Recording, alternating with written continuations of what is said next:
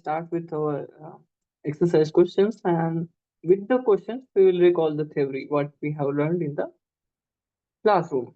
Okay, so let's discuss about that. I'm sharing this video. You can see first question, which is about covering map. Right. X and Y are two open connected subset of complex plane, and from Y to X we have a covering map. What is covering map? We'll discuss the theory behind the question with the questions. Okay, so today we have another thing. So what is covering map? So covering map, map of this form, like P from Y to X is covering map if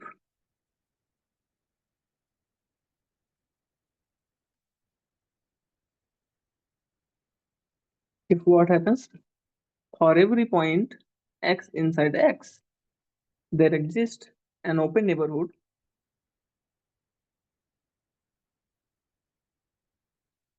U which contains X, such that P inverse of U can be written as a joint union of V alpha, alpha belonging to some indexing set, right? These V alphas are open subsets in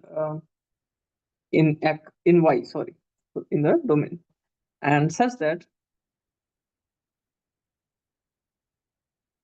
each V alpha is, so this map P restricted to V alpha to U is an homeomorphism. Okay, homeomorphism. So covering maps, if you see from the here, they are surjective. Uh, are they? From here, it is not clear if they are surjective or not, but these maps are open if you see correctly, right? Some notes that covering maps are open maps. How?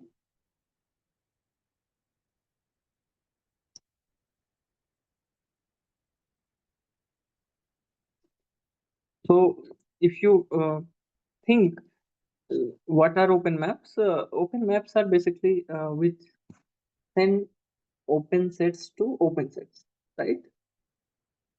So how is the proof for this is basic. If you see, let some open set in Y, let V be open,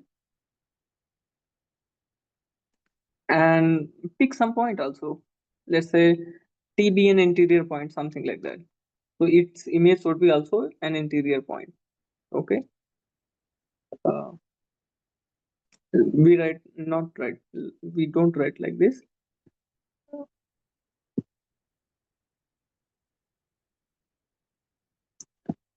Uh, so proof is like this. Let Y belonging to Y be an interior point.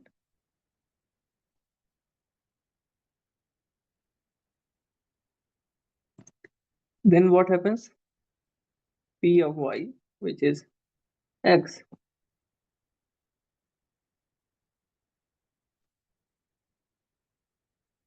what happens to them? There exists for X, there exists U in X open, such that P inverse of U, this can be written as union, disjoint union of V alpha, where V alpha is homeomorphic to U. Map is basically P restricted to V alpha, this map. Now, what it means? One of the V alpha contains Y. This implies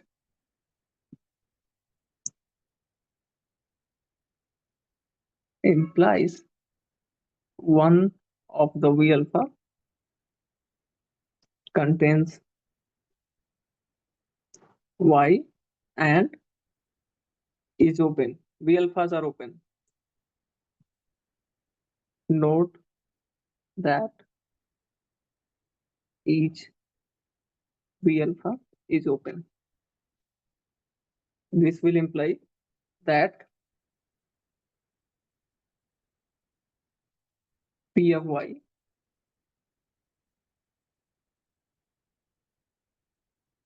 so what are we doing? Interior point goes to interior point. Yeah, this comes from definition. Not all these are U alpha being V alpha being homeomorphic to U implies right Py is in interior point. So it doesn't require this much calculation, but we did something more. What is happening there? We calculated. So interior point goes to interior points, and covering maps are open maps. So if you see from this much definitions, we conclude two of the options maybe, or one. P is open mapping is clear. Right. Now, second property is that they are discrete. P inverse of any element, P inverse of X, the set is discrete. Discrete. How to see this?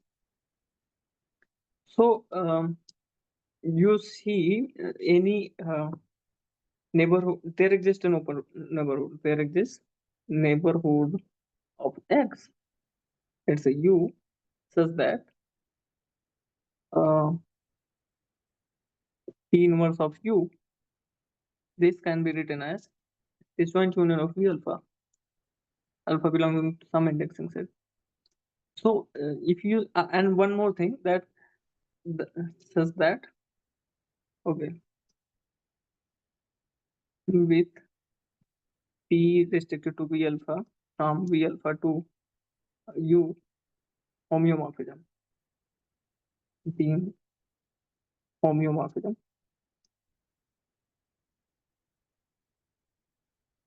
So homeomorphism means this is 1 1 and on2, and that these are continuous maps with continuous inverse.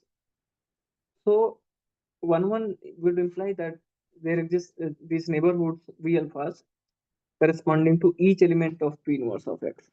So P inverse of X should be discrete. Discrete set means that there each of the points they are in the disjoint neighborhoods. We can separate them by open sets. Okay. So this is discrete, and we understand first option. This is discrete. Now, once P inverse of X is discrete, how can it have a limit point?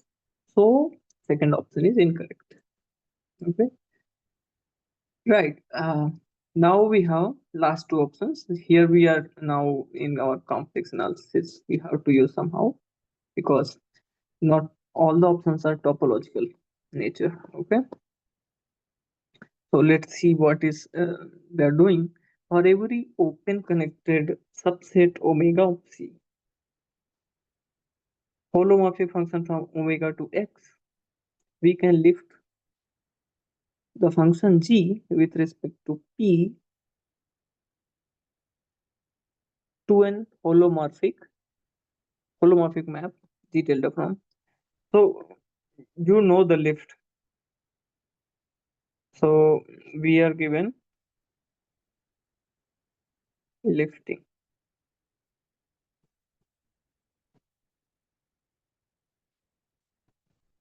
What is situation given? Given omega, which is subset of C, holomorphic function G from omega to X. We are given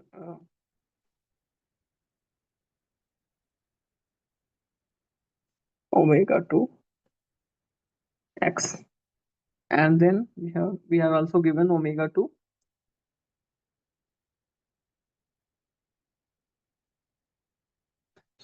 P is a map we already know. Okay, let me write again. Uh, Y to X we already have a map which is P. Omega to X is G. They're talking about um, lift G tilde so that this diagram commutes. So given omega and P from Y to X, G from omega to X, G tilde is called lift. G tilde is called lift of G with respect to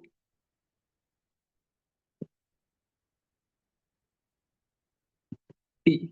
Okay, and that the G is holomorphic.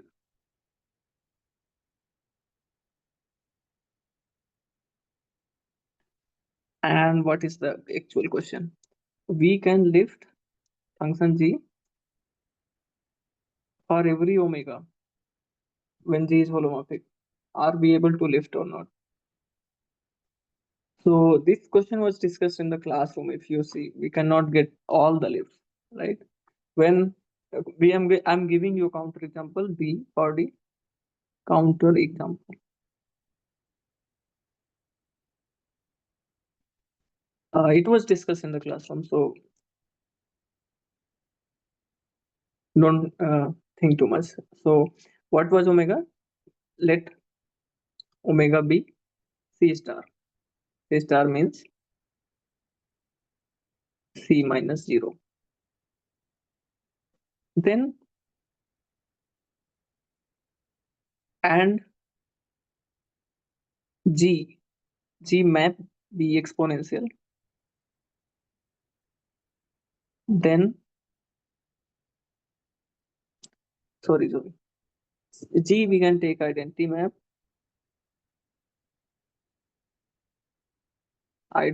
on C star and Y we see. Okay, so situation is this. Here we have C star and identity map, and this C to C star is exponential map. And exponential map, if you see, this is a covering map. Okay, if you are not able to see, what I can tell you that given any point, there exists a small neighborhood whose lift is basically in C. Like you take any point X here, and its pre-images will be distributed like natural number of pages, like integers are distributed, but their difference will be 2 pi I every time, or right? So just like that. So you know that e power if you are calculating e power z or e power z plus 2 pi I k, 2 pi I k, their values are same, right? So its inverse images will be um, some set p inverse of x, uh, which will be what, something like log x plus 2 pi I again. Okay, so I don't want to write it. Something like say t plus 2 pi I k. So and what is k is varying? K belonging to z. So these are just like integers. Okay, and they're discrete. And one more thing, if you had a neighborhood of x in the downside, their pre-images will be uh, what will be their pre-images?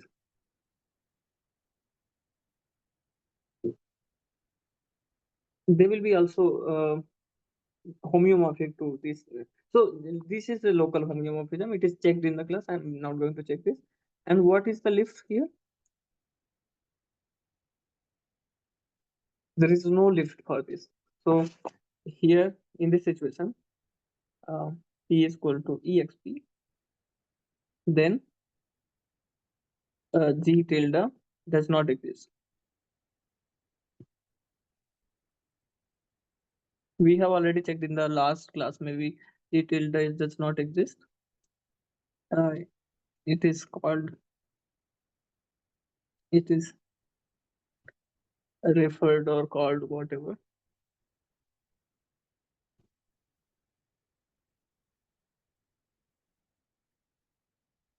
Branch of logarithm. Branch of logarithm exists when this omega is simply connected, something like that, not containing zero, because log is not defined at zero. So branch of logarithm.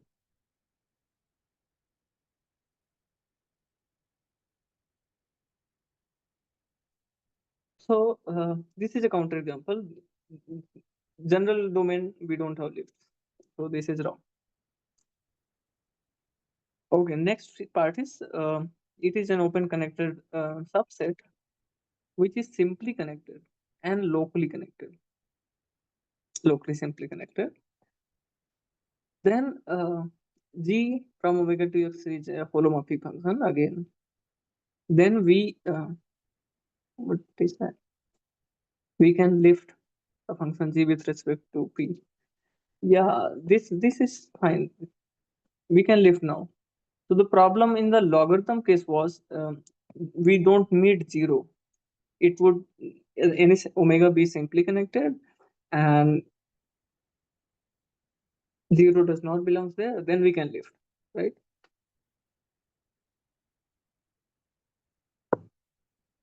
Because what in the whole domain there should not be singularity. Okay, so it should be well defined function. So for that reason, in the logarithm case it was different. But in general case, when omega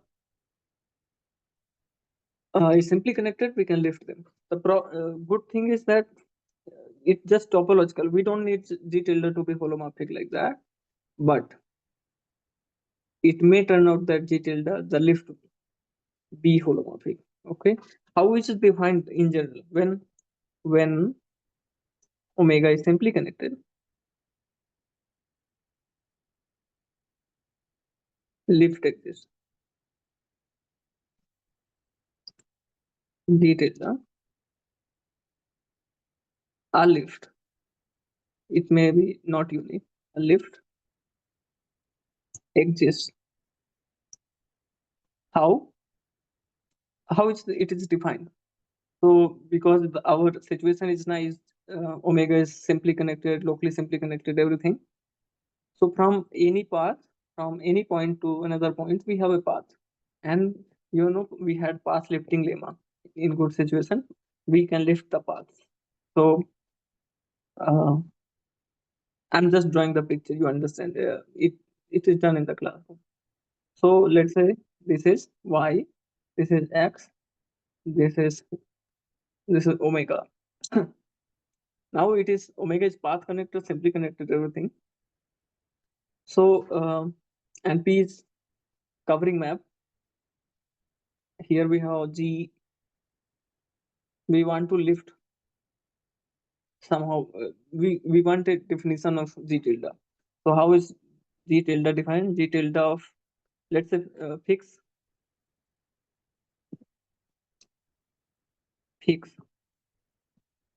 some Z naught in omega. Then omega is simply connected, and so Z naught here. Any point Z can be connected by a path, and we will see here images. Let's say this is G of Z naught, G of Z. G tilde of Z is defined this way.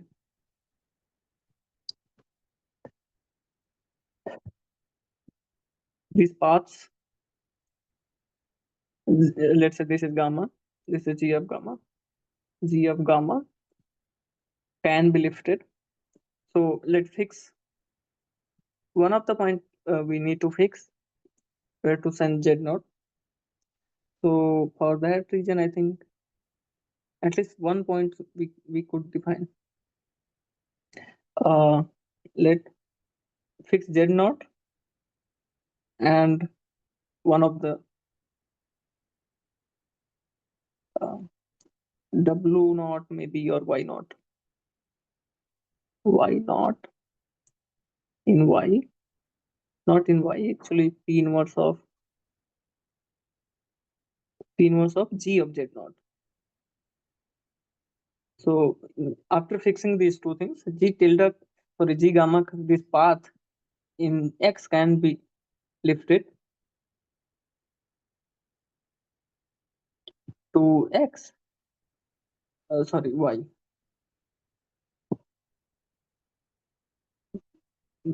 This is G of gamma, and we can lift them. So these are various points on G of Z naught, P inverse of G of Z naught. So let's say this is Y naught is fixed here. So we can lift them. Lift it to Y. And we can define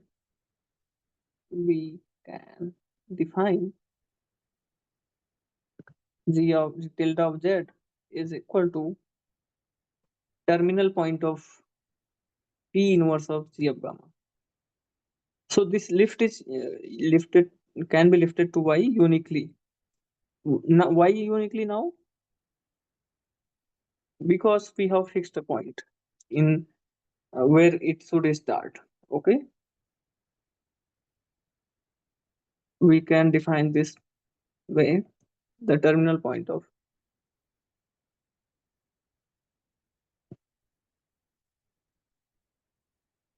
P inverse of G of gamma. The new path.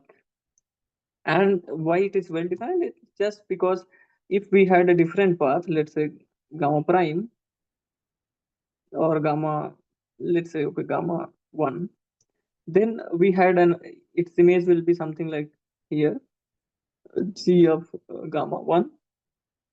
Then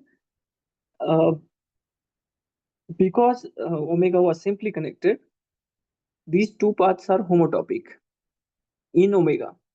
Gamma and gamma 1 are homotopic.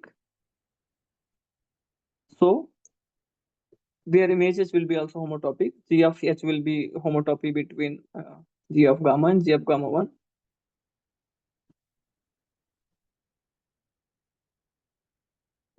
And we know that now homotopy lifting property, if you remember, we can lift homotopy also.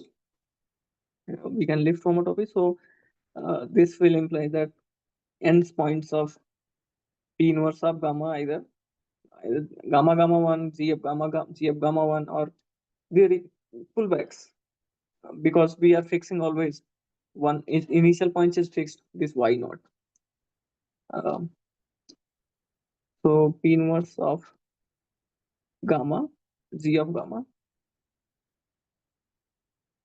or just now P inverse of G is well defined. So G of tilde of gamma is homotopic G of tilde, G tilde of gamma 1.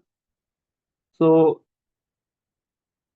these two have end point and initial point same. So this is map is well defined. This way we had actually we can create a G tilde lift. Okay, G is nothing but P inverse of G tilde is nothing but P inverse of G. But the problem was how we had defined P inverse, because P inverse we are not choosing uniquely. P inverse is like it could be big set, right? P inverse of an element you see in e power 2 pi, I think 2 pi e power z1. There, uh, there we had a big set, infinite set in the previous, like integer set. So the situation with the situation, it could be anything. For example, we'll see later. So in the second question, we'll see more examples of this. So this is correct. Now let's see the second question. This why the third question is here.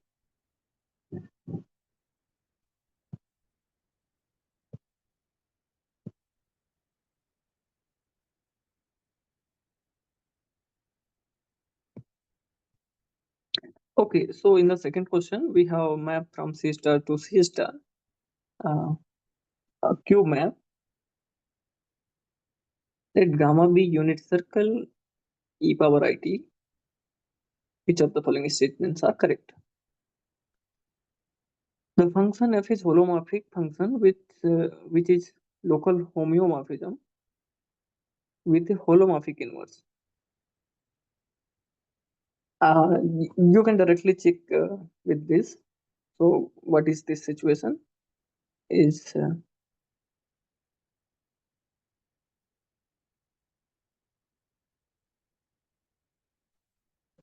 so f of z is equal to z cube. What is f prime then?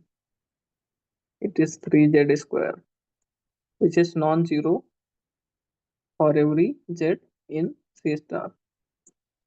This implies the inverse mapping theorem. What so it is called inverse mapping theorem.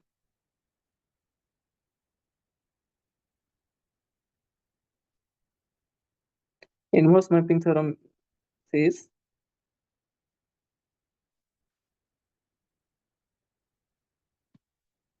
uh, f prime locally we have inverse. So okay, f is bihomomorphic, local bihomomorphism or local homeomorphism. F is local homeomorphism.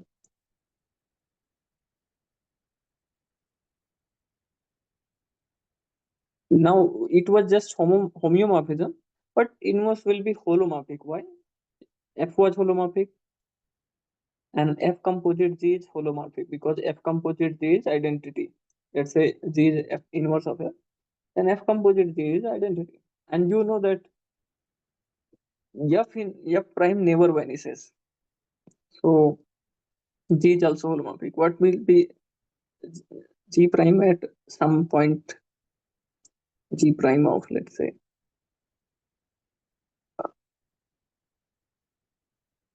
Z? It will be something like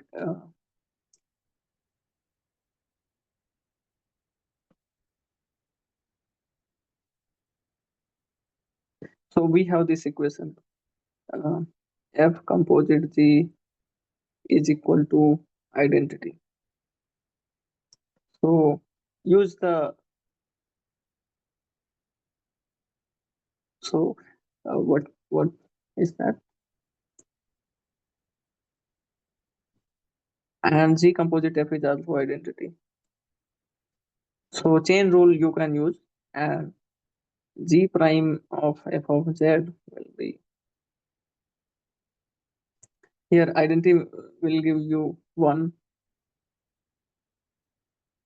So one more thing, G prime of F of Z is not all the thing. F prime of Z. This will be giving you 1.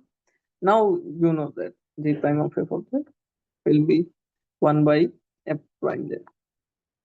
So this F prime Z is non-zero is ensuring that G prime will be uh, differentiable at Fz. Now another F being surjective will imply that every point is of the form this. So Z cube is surjective map. Okay, from C star to C star. Every element has its cube root, so no problem. So this way you can calculate. Fine. Just it was just chain rule. So we understood. First option is correct. The function f is covering map. So once it is done, local homeomorphism part is done. So what we need extra? We need evenly covered neighborhoods. Means for every x belonging to C star, if there exists some open set, pullbacks are disjoint union of open set. Fine, you can do this. So then it will be covering map. So this is a covering map. B F is covering map.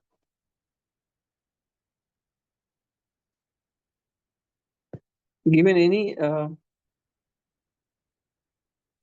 you see from the picture, uh, let's say we focus near the unit disk, what happens? This map is, let's say, Z cube. So where one goes? One goes at this place. Where I goes? I goes to minus I. So if you see roots of unity, where this one lift to here, second lift is somewhere here, third point is here. So if you take a little neighborhood around one, you will get maybe they will be some smaller, but it looks like that. Okay, so these small disk will go to this disk. So let's say Z is R e power it. It's power 1 by 3. So what are these three numbers?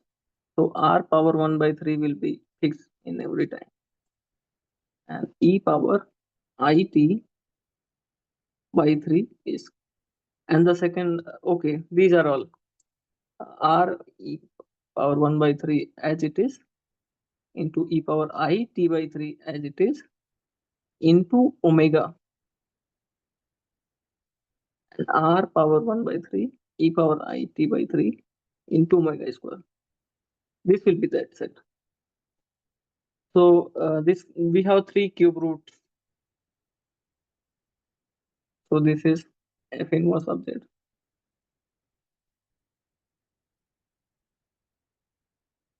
Where of course omega, where omega cube is equal to 1. Omega is cube root of unity, and this is the way. We have three distinct numbers. So wherever this number is, let's say this is Z, then argument of their all these three, not, let's say not, it is not Z, let's say it is W, not W, we can use something else, let's say it is P. Then argument of this is P, this is Q, this is, let's say, what I'm doing, R is already fixed. A, this is B, this is C. Then argument of A is far from argument of B, not equal to argument of B, not equal to argument of C. So this way we can get a small neighborhood at around every point ABC. Their local homeomorphism will ensure that this is an evenly covered neighborhood. So no problem. Now we have next thing, curve gamma tilde t, which is e power 3it, is a lift of gamma with respect to f. So g tilde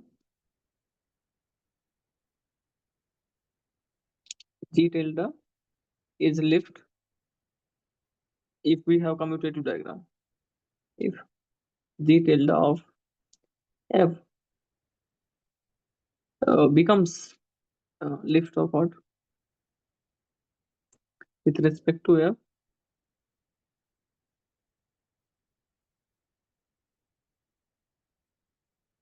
of the curve gamma. So situation is this: here we have gamma curve, here we have C star, and here again we have C star. The map is Z is cube, which is also F, denoted by F, Fz. And they're talking about this lift G tilde. And let's say this map is,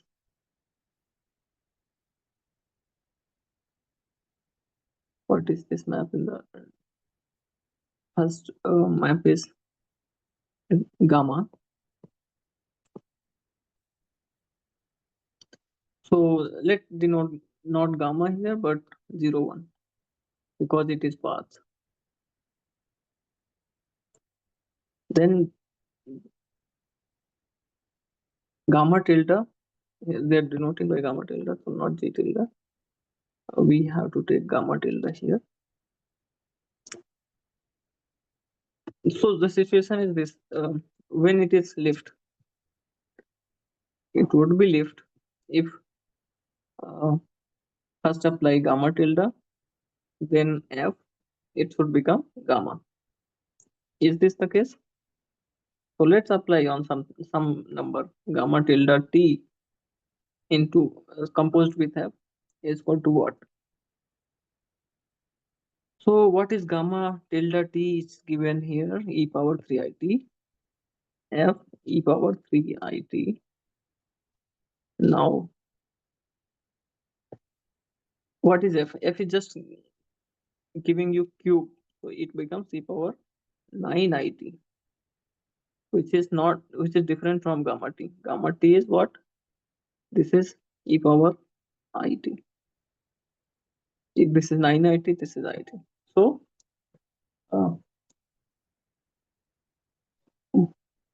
sorry. Here gamma tilde. So gamma tilde is not a lift.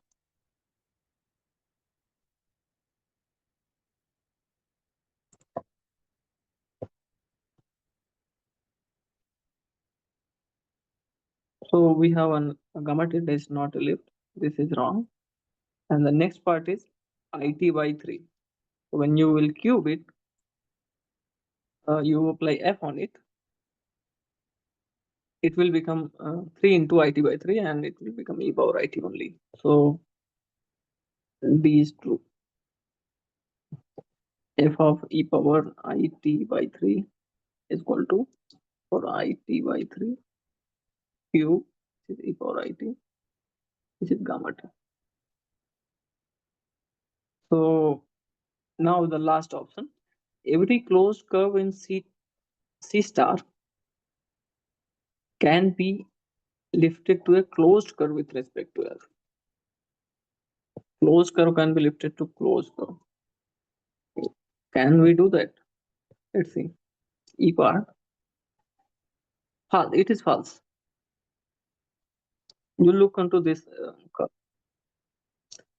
I'm just drawing the picture so that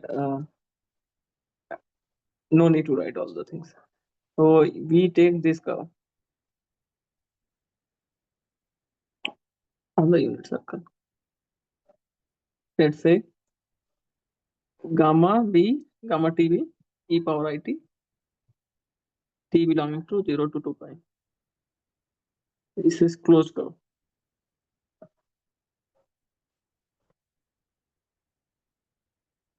So lift, and let's say gamma tilde t b e power it t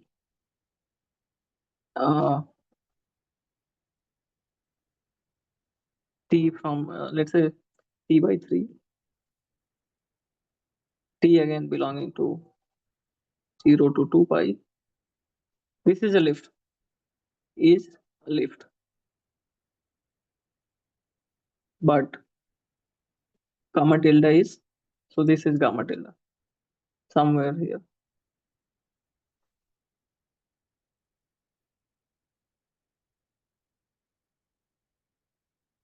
This was gamma, but gamma tilde is not closed.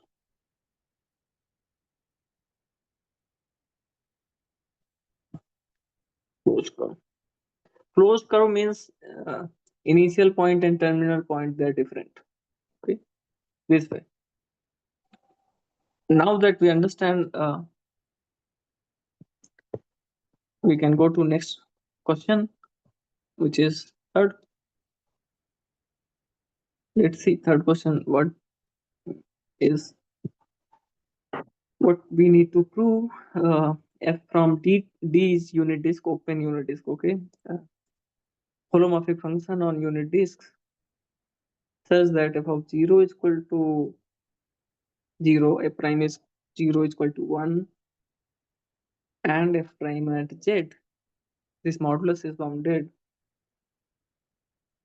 then we have to check which of the following statements are correct. Okay, so let's start.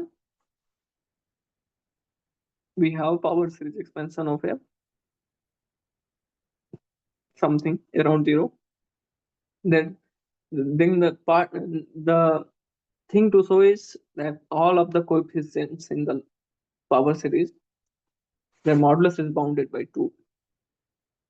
So we are given f of 0 is equal to 0, f prime at 0 is equal to 0, no, it is 1, and f prime modulus is bounded by 2 for every z in D. These things are given, and f is from D to C holomorphic. So how f looks like? Power series of f from the given data.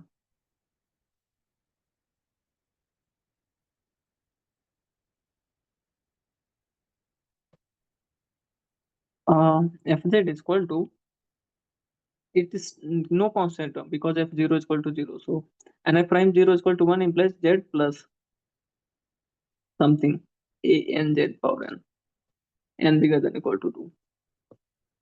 Okay, because f prime at 0 is 1, so coefficient of z is 1. Fine. Now we have to show an, they have modulus less than or equal to 2. How can we do that?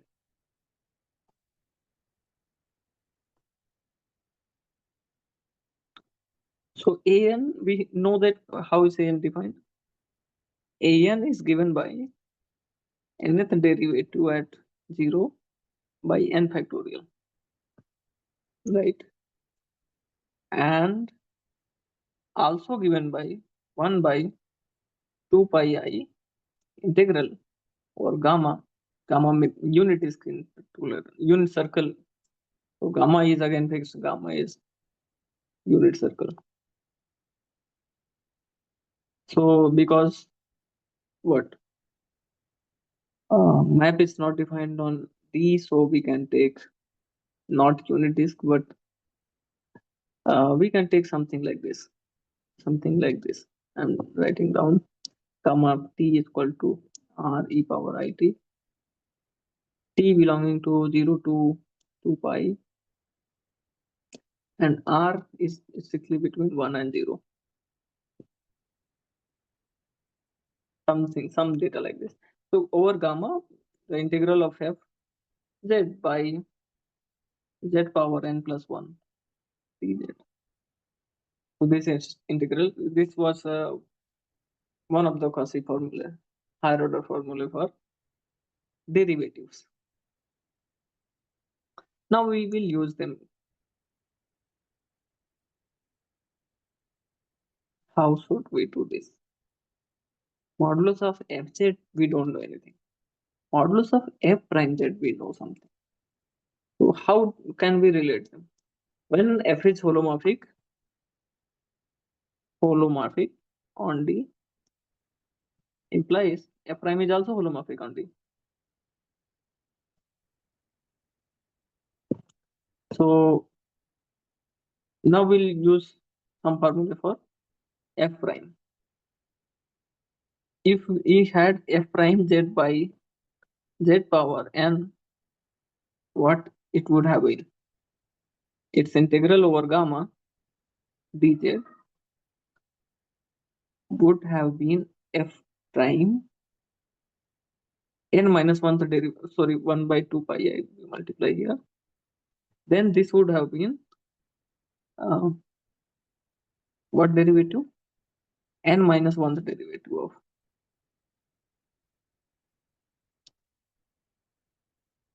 by, of course, n factorial every time.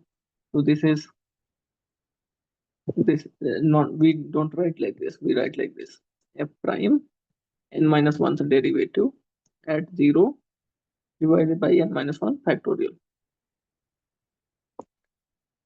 And if you see here, f prime and then it's nth derivative, n minus 1th derivative. It overall it becomes uh, nth derivative of f at 0 by n minus 1 factorial. Now these two equations, this, let's say this is 2 and this is first. What can we do? Some relation between an and this equation, this integral will solve for them. An can be written like this: fn 0 by n factorial. In place of fn, say nth derivative at 0, what we can write? N minus 1 factorial into this integral 1 upon 2 pi I f prime z by z power n dz or gamma, and by n factorial we have to take because it was already given in an. So we replaced in place of nth derivative at 0 from equation 2. Equation 2 and 1 implies this. Now what can we do? We want to take modulus of n and somehow gain control of modulus. So modulus of an, what it could be? So n minus 1 factorial divided by n factorial. So we can just write 1 by n because why not? It makes our life simple. Then modulus of 2 pi I will be just 2 pi. So into 1 by 2 pi as it is. Then inside integral, we take modulus of f prime z. This will be now less than or equal to z power n. What will be z power n? Mod of z power n only. Dz over gamma. So we can put all the values and it will be less than or equal to 1 by 2 pi n as it is into f prime is bounded by 2. So we take 2 outside into z power n is always r power n. R power n into what more is required 2 pi r. 2 pi r. This is the length of the circle or perimeter of the circle. So this is one of the inequality, maybe ML inequality or some inequality in F prime. We have already seen this in the course, so we don't worry about that. So the thing is that this part is coming from the inside of the integral, and this 2 pi r is integral of 1. Sorry, integral of yeah, function is 1 over what? Over gamma. So that is why it is giving us length of gamma. So one thing is that f prime z is what? When you replace z by gamma t, f prime gamma t is just f prime gamma t into gamma prime t something. Modulus will come and then modulus of gamma prime will give us perimeter of the, when you take integral, it gives us perimeter like that. So okay, r tends to 1, what can we say? Modulus of an, this can be bounded less than or equal to 2 by n only. And what we have to show? It is bounded by 2. And n is bigger than 2. So, okay. So this is less than or equal to 2 for every n bigger than or equal to 2. Okay, now we have proved the first part. This is correct. Now, what about second part? On the circle of radius 1 by 4, function is bounded by 1 by 2.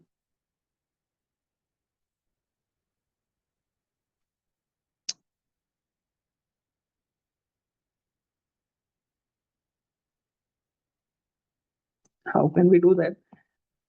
Let's see. Maybe some trick will apply here also. part B. Fz is given by z plus summation an z to power n bigger than equal to 2. We can make them this from here we get modulus of fz is bigger than equal to modulus of z minus modulus of uh, an z power n. This one. This is called a reverse triangle inequality, or it's just the triangle inequality. Okay, you know why it is triangle inequality. We can write z is equal to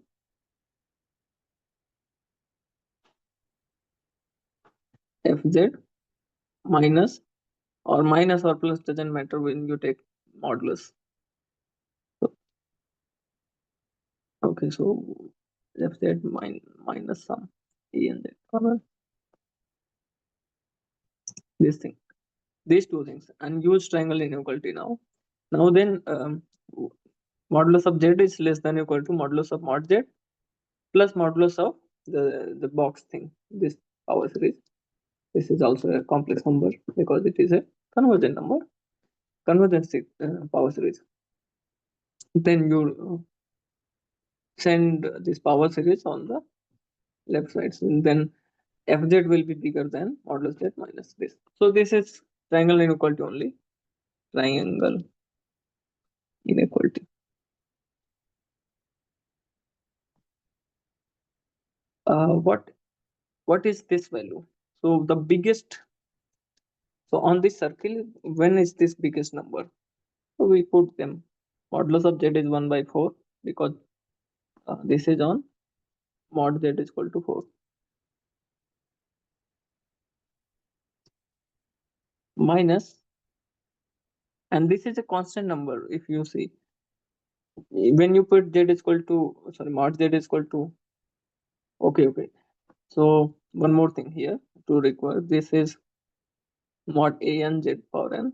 The sum is less than or equal to sum of modulus of a n z power n.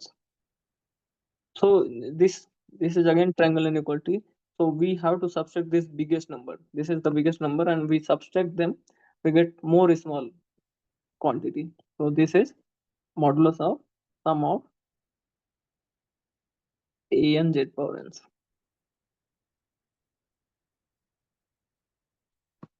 Now what? We can put them, modulus z is equal to 1 by 4 minus, we can take z square common outside, then it will become 1 by 16 outside into something 1 by 1 minus 1 by 4. Now we can check 1 by 4 here minus 1 by 16 here, into 4 by 3. 4 into 4, this becomes, what this becomes? 4.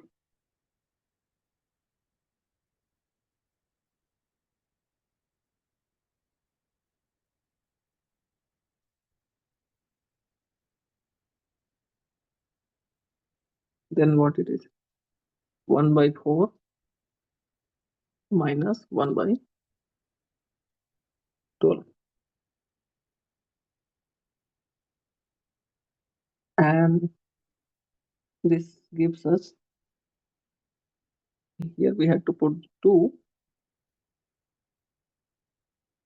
and it will come to here, then 2 here, then it will be 1 by 12. So there were mistakes.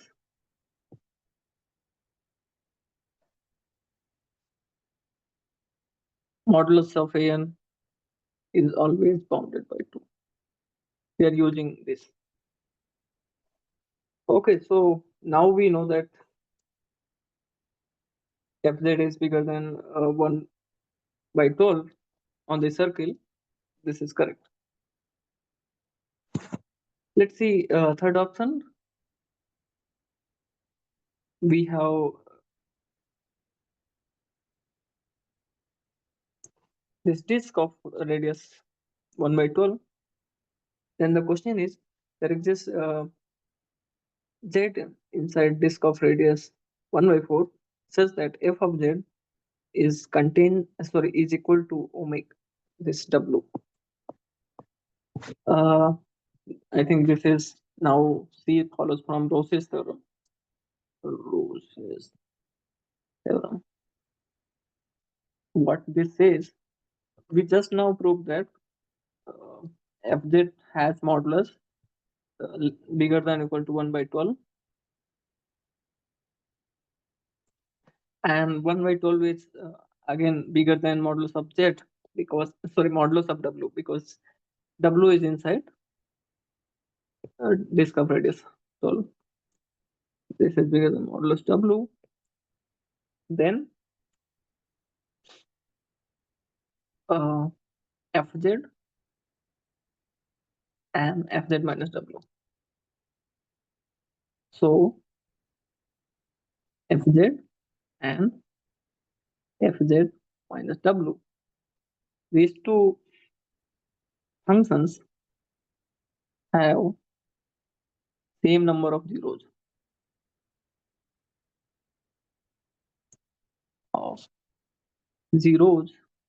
in d0 1 by 12. No, d0 1 by 4. Sorry.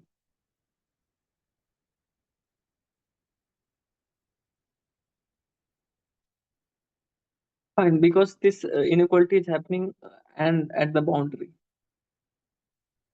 Modulus of z is equal to 1 by 4. We have here. So on the boundary we have this, then in the inside the disk we have same number of zeros. Now f0 is equal to 0 implies f has 1 0 at least 1 0. This implies g also has not g but fz minus w. Fz minus w also has at least 1 0. So that's the proof. Fz minus w. So there exists some z such that fz minus w is equal to 0, hence fz is equal to w. So this is correct. Now once C is correct, this is just part C. Follows from part C. This is also correct. The image of wait.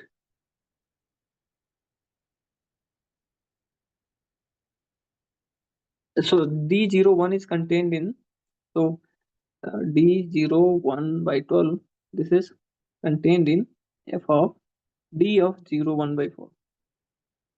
This image of this is smaller subset of some bigger subset f of d. So here this is the proof. Okay.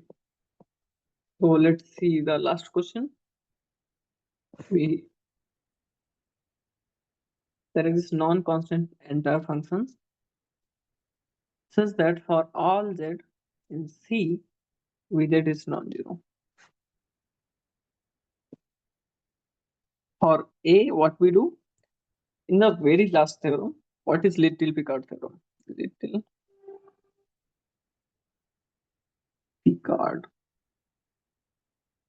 theorem. Non-constant entire function have image, very big image. They can miss at most 1 point. If they miss 2 points, the entire function is constant.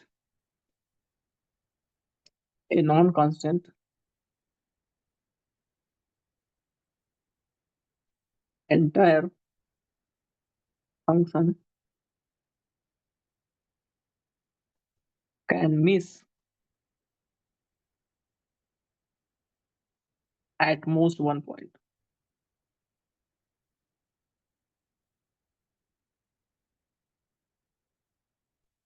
We are looking at Vz non-zero. Vz non-zero means uh,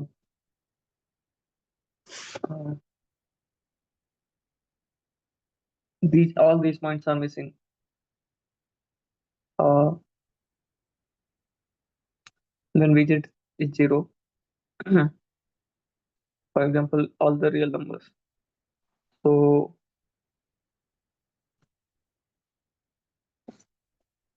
Vz is non-zero means all the images are purely imaginary. So we should like so here C minus f of z or C minus f of uh, C, the image. Okay, no need to write bracket because f of C already means a set. So C minus fc, cardinality of this is infinite. Why? Because R is contained in C minus fc. So because all the images are purely imaginary, Vz is non-zero implies that. So real number, this is in the complement of image. So Little Picard theorem says that if an entire function misses more than or equal to 2 points, then it will be constant. And here we are talking about non-constant entire function. So this is wrong. Now we have a second option where there exists a non-constant entire function such that real part of f is bounded by 1. Again, we had proof like that, but using Lewis theorem, we had proved this. The idea was taking e power f. E power f becomes bounded function, and because f was entire, e power f is also entire, and e power f was constant. Hence, using Lewis theorem, and once e power f is constant, f is also constant. But we have another proof right now using Little Picard theorem that if real part of f is bounded by 1, then infinitely many points on the right side of the line, real part of f is equal to 1. This is the line. This is real part of z equal to 1. So these points are not in the image.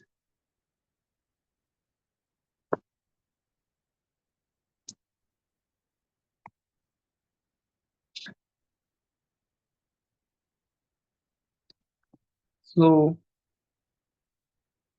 you understand, right? Many points are missing. So this is also wrong.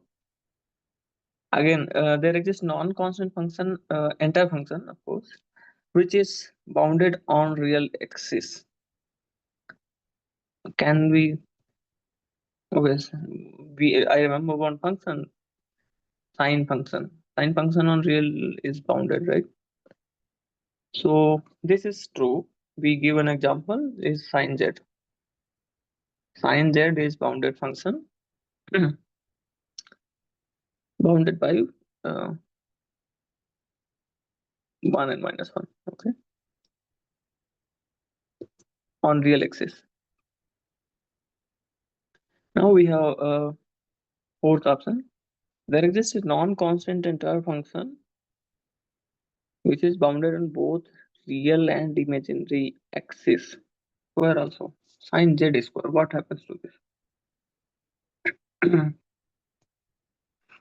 When z is equal to x, then it is on real axis, it is bounded, or it is bounded. When z is equal to iy is purely imaginary, Then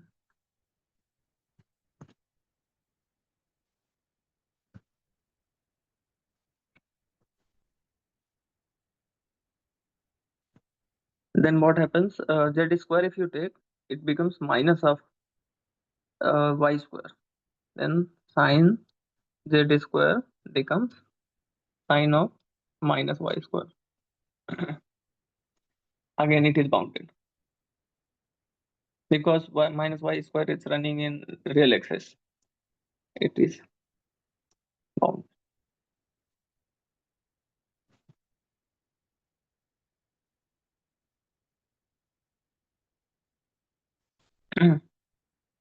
So on imaginary axis also, on real axis also, it is bounded.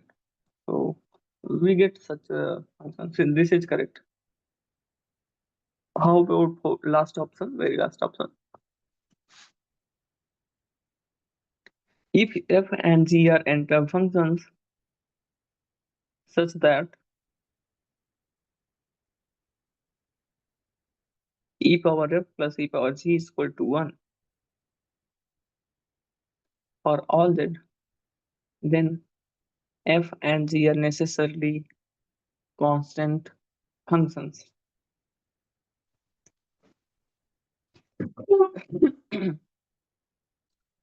So one thing to note is that e power fz is never zero, right? E power gz is never zero because exponential does not take value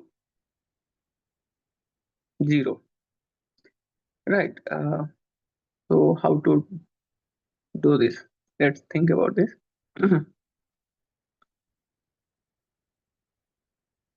So this question is like as an application of Little Picard theorem.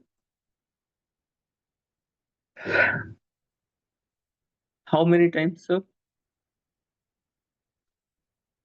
fz? How many points fz misses? Let's see.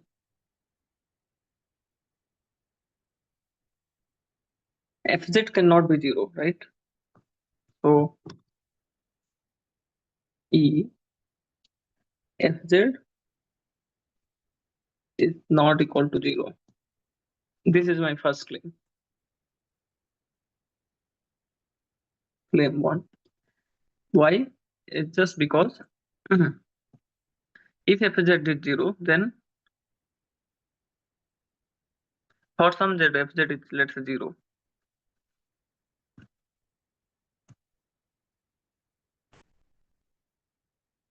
Then what happens? E power 0 plus e power gz is equal to 1. This implies e power gz is equal to 0. Is contradiction. So fz is not 0 means fz does not take value 0. Similarly, g of z is not equal to 0. So fz and gz, both these two functions, they miss value 0. Now we have to see if they miss any other point. Z and gz are non-zero. That means this function e power fz and e power gz do not take values 1. This is also clear that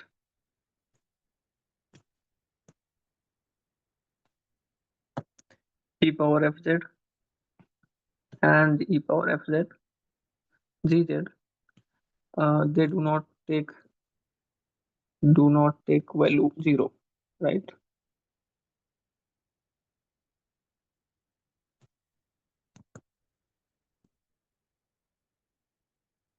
So e power fz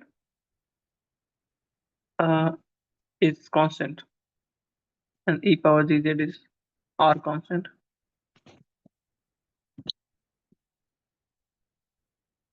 This will imply f and g are constant.